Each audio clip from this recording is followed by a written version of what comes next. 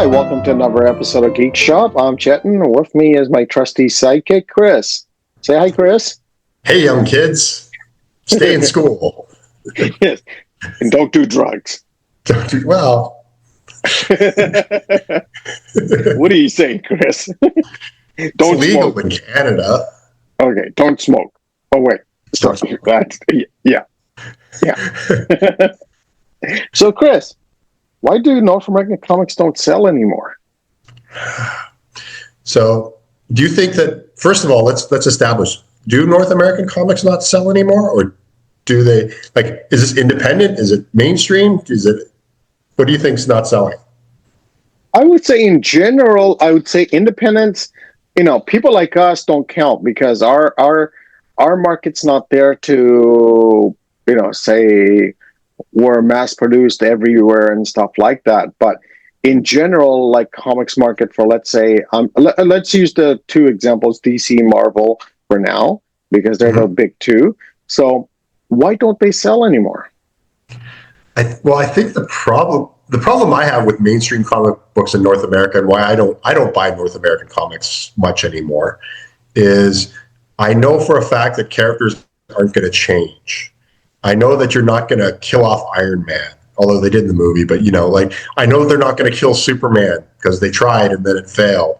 I know that there's no stakes in comic books anymore, and there's no risk being taken because they have to worry about how it's going to affect the movie market for a lot of their books. That's interesting. And one thing for me, which I find is it's not the creative teams or the writer artists on the book. My thing is all the reboots. It's like, if I'm one of those old guys, I just want to read good Spider-Man stories or good Superman stories. And you know what? If I get committed to, let's say, Mark Waid writing the book, I want him and his artists or whatever to keep drawing, keep writing, and I'll keep following because it's my soap opera. Yeah. Not saying it's a fanboy thing where I want the Chris Claremont continuity type of thing. No, but I want certain feels to, because you a lot of times what companies are doing nowadays is they'll do a certain books and then all of a sudden, oh, we're rebooting it again. It's like, Yeah. And as a sad part on that is that's a perfect time to say, I don't want to buy this anymore. The thing about reboots is that's not a new thing. I think the thing now is reboots are happening now and they announce it as a reboot, which to me is the more painful thing. Like, to be honest, like if you look at, Gil Kane Batman, he looks nothing like Frank Miller Batman, but yet they never announced that Frank Miller Batman was a reboot. It's this idea that there has to be this whole thing about, because characters changed. Like, Batman's a good example of a character that looks nothing and even changed, like from like the Batman Biff Pow Kablam to sort of a darker Batman. Like there was no announcement of a change. It just generally what would happen when we were collecting comic books is there'd be a new art or writing team, and all of a sudden you'd be like, oh, well, this new artist is on it. It looks a little different, and so you just sort of accept it. Whereas nowadays it's like there's an announcement. It's like, oh, it's an announcement. We're starting a new number one with a new writer, new artist. Yeah, you're right. No, before it would be like whatever artists like say Chris Claremont and John Romita Jr. doing X-Men. Next thing it's Grant Morrison and Frank Quitely doing it. They never announced it. And it just happened. When their story arc ended, a new story arc came up, and you just accepted that. And that was a good point to, again, that was a good point. I guess that is like, rebooting it where, some people stuck around and said, okay, I like this art team, new one. Some said, I don't like it. I'm not buying it anymore. But the whole new reboot, starting with number one and all that stuff, it's just publicity, it's, I don't know. I don't know if I'm sure, starting at number one will increase sales and stuff like that. And also a thing with it nowadays is, not even rebooting, but the cover prices are super expensive for, the new issues. That's the big problem for me, to be honest, is like, I just don't feel like investing that much money in a comic book. No. That's it, and that's what we talked about at one of the shows where, one of the comic shop owners, we were talking about that and saying, you know, example, manga comics. Mangas are around every whatever couple of months. A new volume will come out. It'll be like 300 pages for $19. Yeah. And the thing with manga is it's consistent. And also, I'm speaking on North American point of view because there could be hundreds and hundreds of manga that don't do well, in Japan and elsewhere. But I'm using my daughter as an example where she'll go and buy 5 or 6 books, read them, and the main thing with her is she doesn't care what quality of paper it's printed on. She doesn't care, the size of the book. She doesn't care if it has a sketch cover or a hologram cover on it. All she wants to do is read the book and look at the art. And I've noticed that with her and her friends, they're sit around talking about the art and the book. This brings me to another subject, is that one thing I noticed about manga, and I don't know, I've been out of the loop on North American comics for the last few years. I haven't really been buying them because I haven't been living in North America. But the one thing about manga that's really good is there's no print run limit. There's not this idea that when a comic's gone, you polybag it because they're not going to print anymore. And that's the thing. They just keep printing these manga books. As long as somebody's willing to read One Piece, they're going to print One Piece. And there's no collectible versions or anything like that. It's just like, it's the book. That's what you want. And that's the thing. And you know what? And look at the shelf here, the manga shelf here. None of the books are bagged. Yeah. My daughter doesn't care about that. And that's the thing. And if so, say you're reading one of those books and it gets destroyed, say the dog eats it, you can go to Chapters and buy a new one. That's it, and that's where the difference is. Where I think the investment comics and all that stuff has jaded the market for so many years. And I mean, it's always been there, but in the last 30 years, it's gotten worse and worse with the speculator market and all that stuff. One friend and I talked about saying one of the comic companies has 30 variants on each cover. Yeah, I think it's weird. It's weird that the comic book market in North America is still thinking like it's in the 90s when it failed. But that's it. And they still do hologram covers, chromium covers, and all that. Again, with the manga books, the ones I've seen, I've never seen anything. I mean, only difference I've seen in manga books is where I see something with a colored cover, colored interiors. But most of the time, it's black and white. Yeah. And I think one thing the manga market has is, and the European market, I would say also is, they sell books for people to read and look at. Yeah. They don't sell books to, polybag and board it and put it away and slab it, and hopefully in 10 years from now it'll be worth, a $5 book will be worth $10. And that's the thing. And also another key factor we were talking about, Brian, was about the manga books was, manga books are most of the time very complete stories. They continue, but it's a complete segment that you could read. You don't have to buy the next. Like my daughter's an example. She bought one, I can't remember which book. And I go, why are you buying like part 22? She goes, that's a storyline I want to read. Yeah. Yeah, and I was like, out of like, I can't remember, 40 volumes, and she bought the middle volume. That's crazy. So I think that's the thing with North American market, where I think and I don't mean to insult anyone, but the fanboy attitude has to go, because the fanboy attitude is, I want my monthly comics, I want this, I want every month. You could still have that, or you could do the manga or graphic novel or trade approach from Europe and Asian markets. Do a manga every couple of months. You don't have to do one, every month and have a floppy that's 24 pages for $5.99. You could do one every 6 months and put out a 300-page book. Yeah, I feel like the comic book market is trying to do both. So they're worried they're going to lose their floppy sales. And so they don't, they sort of release that, and then they put the graphic novel as well. And I feel like the floppy sales, like, I guess comic book buyers are also, some refuse to buy graphic novels and some refuse to buy floppies. I think so, but it's one of those things where I think the thing on graphic novels and collections, even I've noticed DC doing these manga sells smaller books now, and but thing is, there's only like 3 books, 4 books out there. It's like, you know Yeah. what? You need to appeal to that audience, because I'm using my daughter as an example. She won't look at a graphic novel or anything like that. She'll go to a manga section, and she'll be like, looking around for, if I didn't stop her for an hour, 2 hours, she'd be looking there. You know, Yeah. where the graphic novel section, she'll just walk away. The one thing about manga, and this is sort of something that you have living in Asia that you see a lot, is the size of the book is really important because people read them on the bus, on the subways. And That's an to have like interesting a graphic novel, it's impossible.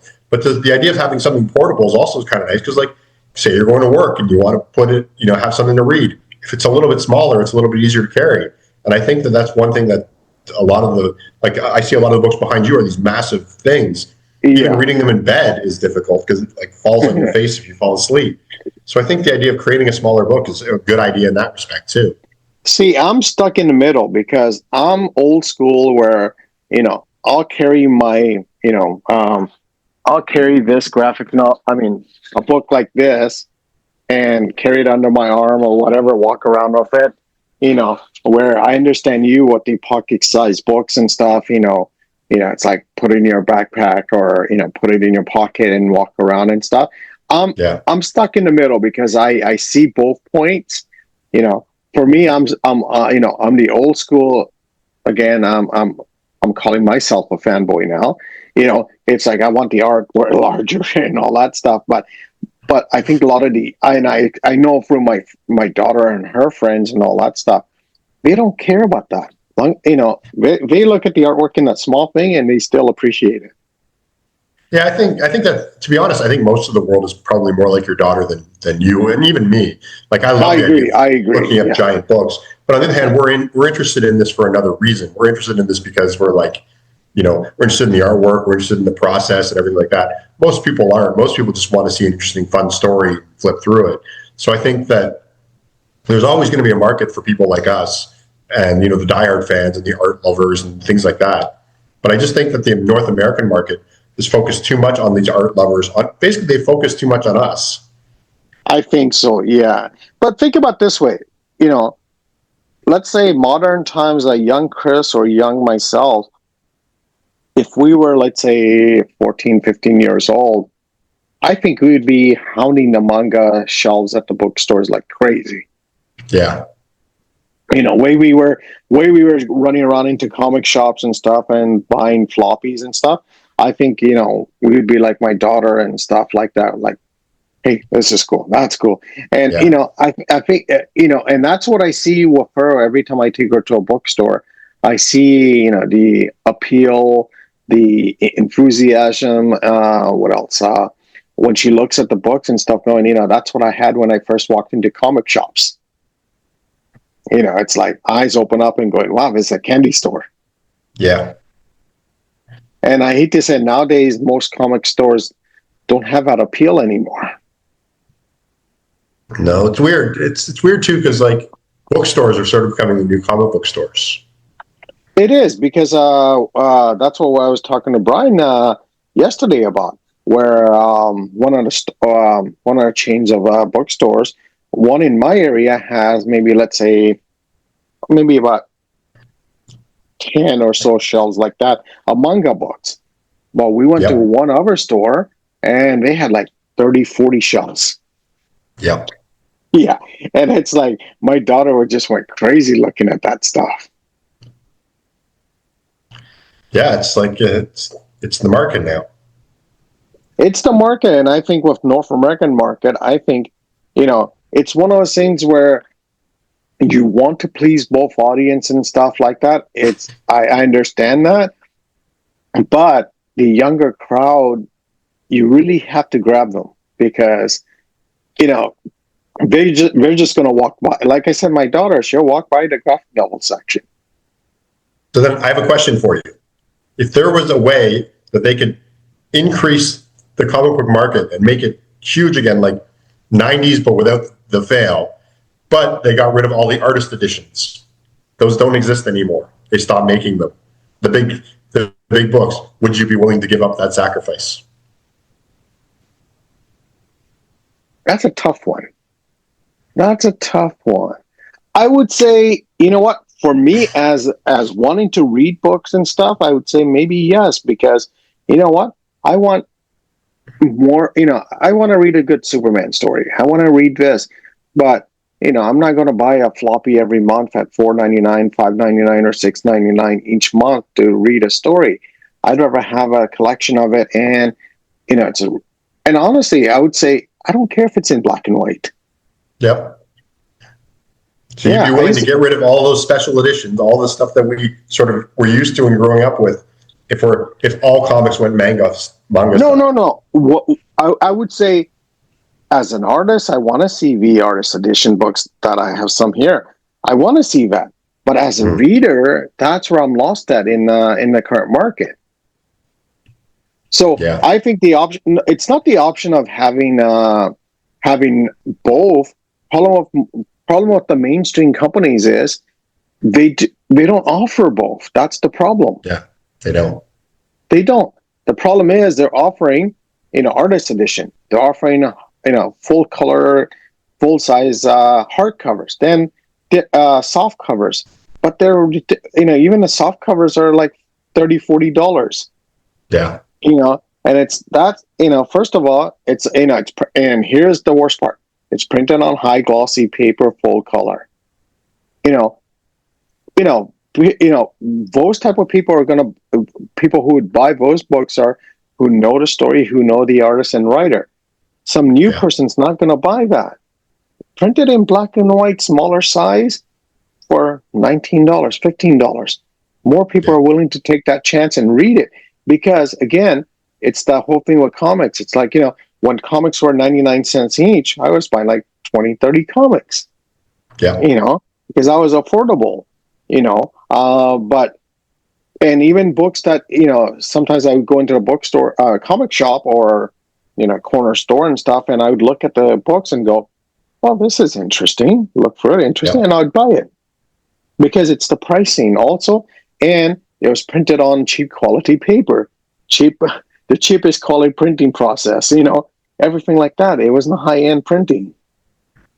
You mentioned going into stores and stuff, buying like convenience stores and gas stations. That's another thing that I think that's killed the industry now, is that basically you see comic books either at a comic book shop and then a bookstore, and that's it. But that's the thing. That's where, again, give an example, Archie Digest, those were cheap and you had collected versions of them. And think of like Archie is like a manga. The digest are like manga, where it worked.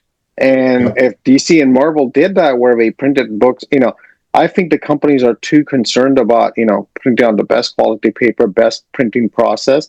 You don't need that. It's true. Even like I had old GI Joes that were collected into digests when I was a kid, because basically I got into the GI Joe comics a little bit after the first few issues came out, and I couldn't find the old issues, and so they printed them in a digest, and I was like super happy. Yeah, tiny little books, but it was amazing. But think about it this way: let's say you're, let's say you have a son or a daughter. You're going to a grocery store. You see the Archies. You might say, "Hey, I want to buy something for my kid." Or as a kid, they might look at it and go, "Hey, comic, I want to look at it." And that's the thing. That's where I think Marvel and DC is losing out on that, because they need to do that type of thing. And again, it's the key factor is you don't have to print it on the high quality paper. Do it on the cheapest quality paper and do it in black and white. Yeah. Or even if you have to do it in color, do it in color, but make sure the price is reasonable. Yeah. Because I hate to say, as a parent, I'd walk by and I actually had to tell my daughter, not that, there was one manga she wanted to buy. It was full color and it was on nice paper, and it was like 30 some dollars or something. And I go, look, instead of you buying that, buy a couple of the other ones. You get 3 other books. Yeah. So, that's because she wanted to try a new book. And as a parent, I told her, that's a lot for this book. What if you don't like it? Yeah. That is tough. So that's me as a parent saying, and me as a consumer, and me as a comic collector. I would say, something that's reasonably priced, and if you're gonna like the artwork or if you're gonna like the story, it doesn't matter how it's printed, where it's printed. You're not gonna care. You just want to consume it. I think the thing that would fix the comic book industry in North America is have the small manga size, simple to read, but then offer really nice artist editions. I agree on that. I agree. I 100% agree, because that way, anyone like us who want to look at the artwork and appreciate the artwork and stuff like that will do it. But a lot of times, I think I don't know about you, but when I used to read when I used to read the monthly comics or whatever at a reasonable price, I would buy them. Then down the road, a year later, we would collect it into trade paperback. Then in the back, they would have sketches and other things in there that would make me want to buy that also. Yep. And that's the thing, like you were mentioning how your daughter didn't buy that one expensive book. If there was a cheaper version and she bought it and she liked it and really got into it, she'd probably even spend $80 for like a Christmas gift of an artist edition. So they could actually sell more if they just sold it for cheaper first. Yeah. So it kind of makes sense. And I think the problem of, again, to narrow it down to North American comics is they need to get the readers in there. And that's the main thing. And new readers, new people looking at their books. And not even new, even old aging guys like us, they need to get, I'm sure if they did, any character that, again, even I was tempted to buy the Superman manga. There's a Superman manga of it. I was tempted to buy it. It's something about him eating lunch or something. That's awesome. Yeah.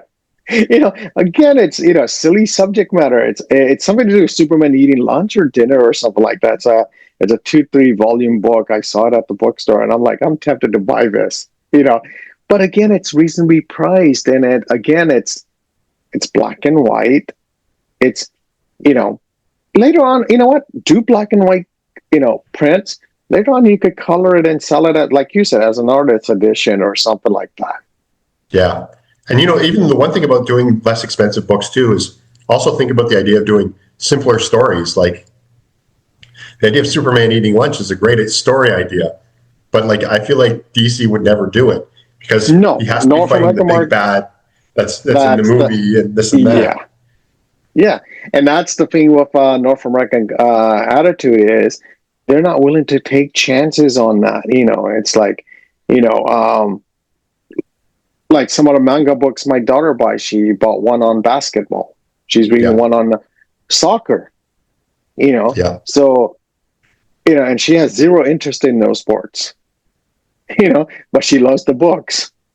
Yeah, and I think that's a big thing. I think if you made a cheaper book, then you wouldn't have to rely on making such epic stories in DC or Marvel. You could do sort of silly, smaller stories, and you wouldn't be like having to worry about making it so big and the big event because you're hiring these expensive artists and doing this expensive printing. Whereas if you have these cheaper books, and I think what you find is that's where the little surprises come in, where all of a sudden you're selling 10 million copies of Superman eating lunch, and you realize that everybody loves it. They just don't take those chances anymore, and I think it's because of the cost. I think so. It's because and the cost and everything. And one thing, like you said, also is let's say your dog, what you're saying about the dog biting it and all that stuff. Go buy a new copy if you want. The old days when we collected comics, did we ever beg and board them? No. No, we just read them. We threw them on our shelves or whatever, and that's why most of our comics are damaged and stuff. And for longest time, I even up to this day, I don't bag or board my comics anymore. Yeah. Because you know what, when I did do that in the 90s, that whole mentality of all this is collectible and all that, it kind of ruined the appeal for me. Yeah. Well, it's a different kind of person that goes after a comic book for value than that goes after one for reading. And you know what? And you fall into that because the speculation market in the 90s kind of ruined it for a lot of people. And it's like, you know what? No, just buy the book, read it. That's it. Don't, does it matter if it's in a bag board? Does it matter if it's first printing or 20th printing? No, it shouldn't matter. It should, and that's the thing. And, and that's where you said, like, my friend Tom Yo bought a book for my daughter because we couldn't find it here. And Tom told me it's, oh, by the way, it says second printing inside. I go, oh, I didn't know it was a second printing, but my daughter did not even question that. As long as the story's the same, who cares? That's it. There you go. And I think, agree. I think in 10 years from now, we'll still be talking about this. Yeah. Well, unless the industry just completely flattens out, It's not going to change. It's not going to change. If it was going to change, it would have changed so long ago. It's so weird that they have the mentality of the 90s and you're like, but it failed. Stop trying to do that and do something new. That's the sad part. It's like they're looking at the 90s and saying, hey, let's do this again. But they're not looking at the European and Asian market and saying, let's do what these guys are doing, which is completely backwards thinking. Yeah. Yeah, it is totally backwards thinking. Why would you want to bring back chromium covers, hologram covers? Look at the Asian market. Do what they're doing. I think Marvel and DC. Why do you want to make every story a giant story? Like, why does everything have to be this epic crossover giant story? Crossover and that's it. Yeah. Manga doesn't have crossovers, and you don't have to have Wolverine appearing in a book to, boost sales on it. Yeah, it's true. I think Marvel and DC should take a trip to Europe or Asia and spend time reading those books there and say, that or take a look at their own books from the 70s and 80s, early 80s, and go back to that. Because that is a lot of manga. Like, there was a lot of silly little Spider-Man and Batman stories. Oh, they were, they were great, But again, it's like they're looking at the 90s and saying, "Hey, the worst era of comics. Let's bring that back." It's insane. Yeah. Again, it's one step forward, 20 backwards. Yeah. So I think in about 10 years from now, let's do another podcast on this, and we'll talk and see where we're at. Yeah, we'll watch this one and then see how depressed we are by how much it hasn't changed. That's it. Well, I think this is a great way to end the episode. Definitely. See you in 10 years.